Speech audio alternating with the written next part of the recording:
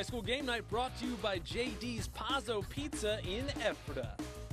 Hello and welcome to the High School Game Night Halftime Show. I'm your host, John Buffone. It's playoff time. Week 1 of the District 3 bracket is underway, and in just a few minutes we'll catch up with LMP's Jeff Reinhart to get his take on our local team's chances. But first, let's introduce the newest athlete of the week. Cocalico Eagles opening up the District 3 playoffs against Cedar Crest, and their sophomore signal caller Noah Palm is our News 11 Sports Athlete of the Week. Palm has been electric all season long on the ground. He's got 141 rushes for 991 yards and 17 touchdowns. That would make him the 4th-ranked running back in the LL, but remember, he's a quarterback through the air. When Cocalico lets him throw, he's got 4 more TDs and almost 400 yards. He went bananas last Friday against Solanco, accounting for 5 total touchdowns, 4 rushing, 1 passing. Eagles beat the Mules 63-28 to complete their 9-1 regular season. Well, don't go anywhere. After the break, our high school football correspondent Jeff Reinhart is going to give us his take on the first round of the District 3 playoffs and beyond. It's all coming up in just a minute. Stick around. High school game night brought to you by JD's Pazzo Pizza in Ephrata.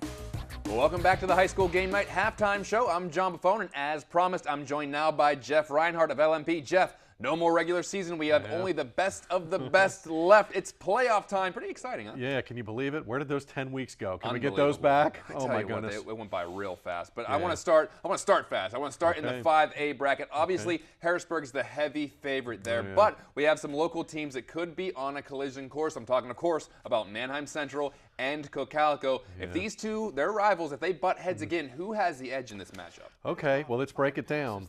They met earlier this season, week 5, at Cocalico. Here's what I liked about that game. 2 things. Close game at half.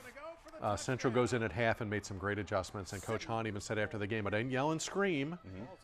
Cool and calm, made adjustments. 2 things in the second half. Number 1, Central's D was fantastic against Cocalico's rushing attack.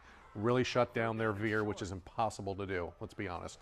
Second thing, Central kind of turned the tables. They went ground and pound, gave it to Flick, gave it to Lester, ran the ball, kept it on the ground, chewed clock, got a lead, and sat on it. So that was very impressive.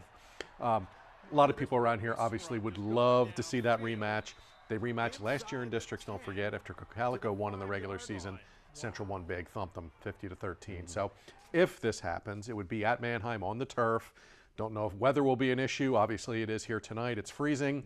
I think you got to go Edge Barons just because they won the first meeting. It's at Eldon Ratu, which is a tough place to play. Cocalico's won there before. It's impossible to pick against Manheim Central in districts in a home game. Think about it. 30 years in districts. They probably haven't lost too many games at Eldon Ratu in districts. So, again, everybody would love to see the matchup. It'd be great for the county, great for the league. Edge Barons. We'll see if we get. We'll see. We got to get there first. Got to get there first. They got first round matchups. They got through. Of course, this is just we're going through a fantasy football type stuff right nothing now. wrong with that. Let's. Well, I want to stick with that. We're going to play some more hypotheticals. Let's jump up to the 6A bracket. Same kind of situation. Wilson kind of jumps up in the final week of the regular season. They secure a number 3 spot, which means they could end up playing Manheim Township in the semis. Now, obviously, the Bulldogs would love some retribution for having their streak broken against the Streaks. So if they were to meet up in the 6A bracket, who has the edge this time? Same thing. I think you got to go Edge Manheim Township. Wilson has the revenge factor. Got to go on the road. It's turf, I know. Might be in their heads a little bit. Hey, we were here a couple weeks ago and lost. Said this a couple times this week. I'll say it again for you. Love the way Manheim Township's going. I've never been around a team that is this close-knit, together, team. No individuals. First thing every kid says after a game every Friday night, team, line, everybody helped. Total team effort. Love their determination. Love the way Township's going. Haven't lost since the Mifflin game way back. Beat Wilson. Love their confidence. Love the way they're playing. Love their weapons. Tricky one here, obviously, tonight with CD. Again, be great for the league, great for Section 1 if those teams would meet again.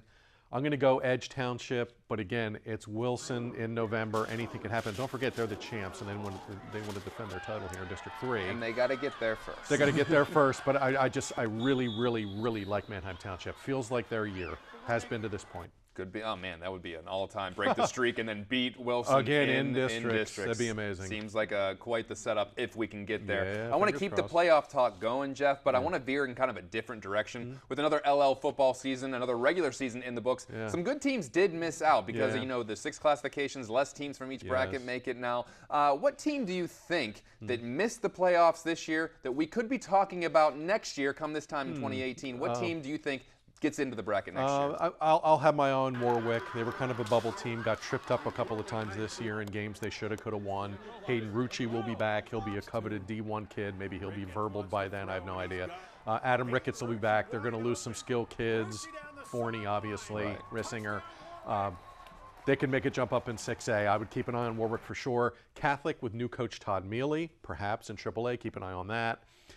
And E-Town was another bubble team this year. They're going to lose some grinder kids, but they have Devin Clare coming back, who will be a junior, and he's one of the best tackler linebacker types in the county, no doubt. But Warwick, I think, could be kind of right there again. All right, they got a year to ponder on it. Yes, they do. But we're gonna have to go. We're gonna have to get out of here. The playoffs are underway. Thanks for joining us, and don't forget to check out Jeff's work over at LancasterOnline.com, or just give him a follow on Twitter at JeffReinhart77. But that will do it for the halftime show. Thanks for watching, and just a reminder: High School Game Night's post-game show airs tonight at 10:30 with Brian Cass at Chadlanders. But for now, we're gonna send it back out for more live playoff coverage right here on BRC 11. We'll see you after the game.